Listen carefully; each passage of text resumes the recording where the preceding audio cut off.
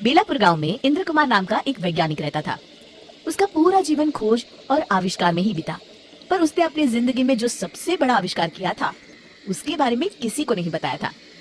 जब उसे ये एहसास हुआ कि अब वो ज्यादा दिन जिंदा नहीं रहेगा तो उसने अपने पोते को बुलाया। नरेंद्र, लगता है अब मैं ज्यादा दिन नहीं जीऊंगा।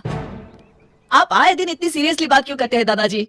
मेरी बात ध्यान से सुन। एक ऐसा राज है जो आज तक सबसे छुपा हुआ है। क्या मैं आपका गोद लिया हुआ पोता हूँ दादाजी?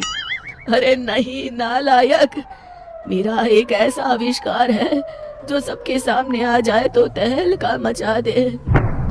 तो आपने अभी तक तहलका मचाया क्यों नहीं दादाजी? हे भगवान, ये तेरी हंसी ठिठोली तो मुझे मरने नहीं देगी। चुप हो जा और मेरी बात सुन। मैं वो आविष्कार किसी बड़े आदमी को बेचना चाहता था। अब तू ही संभाल और जैसा ठीक लगता है कर। पर ऐसा क्या है दादाजी?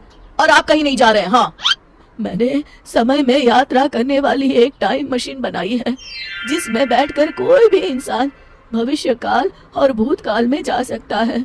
लेकिन एक बात याद रखना, उस टाइम मशीन का इस्तेमाल हमेशा अच्छे कार्यों के लिए करना। ये आप क्या कह रहे हैं दादाजी? कोई फिल्म की स्टोरी सुना रहे हैं क्या?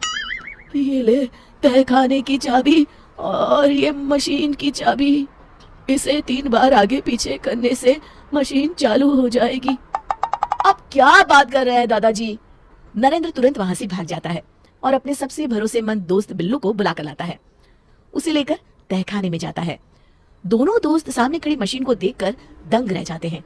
नरेंद्र वापस दादाजी के कमरे की तरफ भागता है।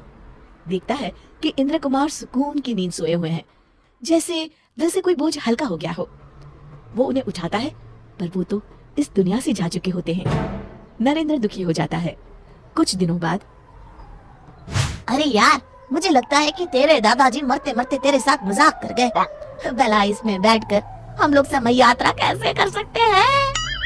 नहीं नहीं, दादाजी ने कहा है तो ये सब सच ही होगा। अगर ऐसी बात है तो क्यों ना हम इस मशीन का इस्तेमाल अमीर बनने के लिए करें? पर दादाजी ने कहा था इसका इस्तेमाल अच्छे कामों के लिए ही करना। अरे तो हम कौन सा किसी का बुरा कर रहे हैं? अपनी भलाई करने में क्या बुराई है दोस्त, बताओ तो जरा। बात तो सही है। बचपन में मैंने दादाजी को किसी से कहते सुना था कि हमारे गांव के पास वाले जंगल में आज से 50 साल पहले कुछ डाकू एक बड़ा खजाना छुपा कर चले गए थे। लोगों ने उस खजाने को बहुत ढूंढने की कोशिश की, लेकिन वो उन्हें कभी नहीं मिला। तो हम इस मशीन में बैठकर समय में 50 साल पीछे जाएंगे और जंगल में गड़ा हुआ वो खजाना लेकर आ जाएंगे। उसके बाद तो जिंदगी भर मौज करेंगे दोस्त। अरे पर कहीं कुछ गड़बड़ हो गई तो? अरे क्या होगा, कोई भूत पकड़ लेगा क्या? बच्चों जैसी बातें छोड़ और चल फटाफट। तो चलो फिर, देर किस बात की? दोनों मशीन में बैठ जाते हैं। नरेंद्र मशीन शुरू कर देता है और देखते ही देखते वो सालों पीछे जाने लगते हैं। लगता है हम दोनों पहुंच गए हैं। अरे ये क्या, सामने से कुछ डाकू आ रहे हैं। ओह, मतलब ये डाकू मंगल सिंह अपने आदमियों के साथ खजाना लेकर आ रहा है। सुनो, अब जल्दी से इस पेड़ के पास सारा खजाना छुपा दो। हाँ सरदार, किसी को कानो कान खबर नहीं होगी कि हमने सारा खजाना कहाँ छुपा रखा है। अरे अब तुम लोग खड़े खड़े मेरा मुंह क्या देख रहे हो? जल्दी से खुदाई शुरू करो। हे भगवान, इतना सारा पैसा! हे भगवान, इतना सारा पैसा और सोना! बिल्लू का मुंह खुला रह जाता है। अरे मुंह बंद कर ले, मुंह में मच्छर ना चला जाए, और कहीं गलती से आवाज निकल गई ना तो ये मंगल सिंह हम दोनों को ही मच्छर की तरफ मसल देगा। डाकू जमीन में खजाने से भरा बक्सा गाड़ देते हैं। हमारा काम हो गया है, अब यहाँ से चलते हैं। चलो फटाफट खजाना लेकर यहाँ से पहली फुर्सत में रवाना होते हैं। हाँ चलो। दोनों खुदाई करके बक्सा बाहर निकाल लेते हैं।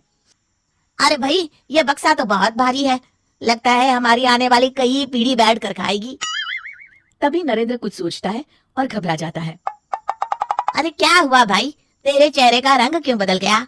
अब तो खजाना हमें मिल चुका है। अरे अभी मुझे याद आया, मेरे दादाजी ने ये भी बताया था कि इस पेड़ पर एक चुड़ैल भी रहती है, इसलिए इस खजाने को ढूंढने जितने लोग भी गए थे आज तक कोई वापस नहीं आया। अरे मर गए रे, भगवान करे अभी चुड़ैल सो रही हो। चलो भागते हैं यहाँ से। अपनी मशीन की चाबी तो उठा लो। अरे हाँ। अरे पर ये कौन बोला? दोनों ऊपर देखते हैं। पेड़ पर उन्हें एक डरावनी चुड़ैल बैठी दिखाई देती है।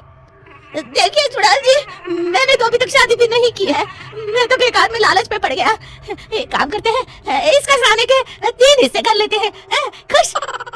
अरे ओ लालची इंसान, जान से ज्यादा खजाना प्यारा है क्या तुझे? देखिए चुड़ैल जी, हाँ पूरा खजाना ले लीजिए, बस हमें घर जाने दीजिए। मैंने तुम्हें घर जाने से कब रोका, पर मैं भी तुम्हारे साथ चलूंगी। आप हमारे साथ चलकर क्या करेंगी? तुझे अपनी जान प्यारी है तो चुपचाप मुझे शहर ले चल। इस जंगल में मैं बोर हो गई हूँ।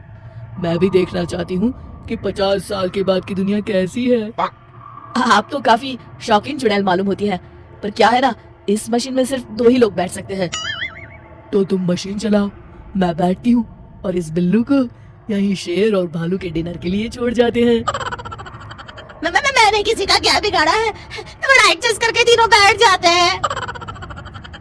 आधे रास्ते पहुंचने के बाद मुझे तो बड़ी जोरों की भूख लगी है, किसे मार कर खाऊं? नरेंद्र और बिल्लू पसीना पसीना हो जाते हैं।